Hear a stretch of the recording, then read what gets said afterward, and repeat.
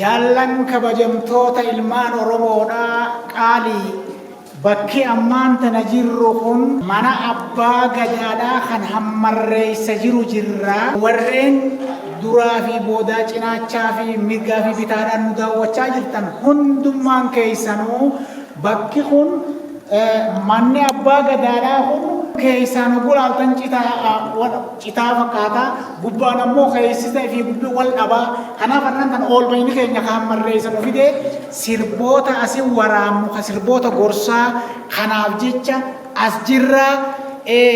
Warri bakka tana jiru bulchiinsi bakka tana jiruu fi warri bakka tana eeyduun bakka tana odoo waa takka nu duran dhaabbatiin odoo waa takka falmaa takka nu wajjin hin godhin bakka feetan dhaqaadhaa waraabaa wanni kun keessanii jettee horii fi abbaa jabeeffataa horii fi abbaa shilmii irraa eeggata waan abbaan jabeessee nama jabeessa walumaan laallee agarraa dachii tana waan isin fakkaattu jannata addunyaa irraa fakkaatti saniifuu kan mirgaa bitaadhaa kan ulaalaa jirtan galatoomaa isiniin jenna.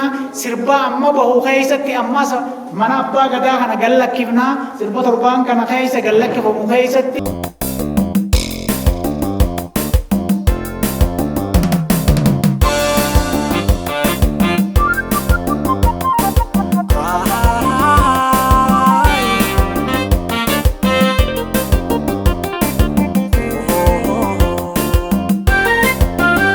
Gana wal jala nafnu wal jala jirra torbaanii waa isinii gallakkifnaa ballama isinii seennee jirra.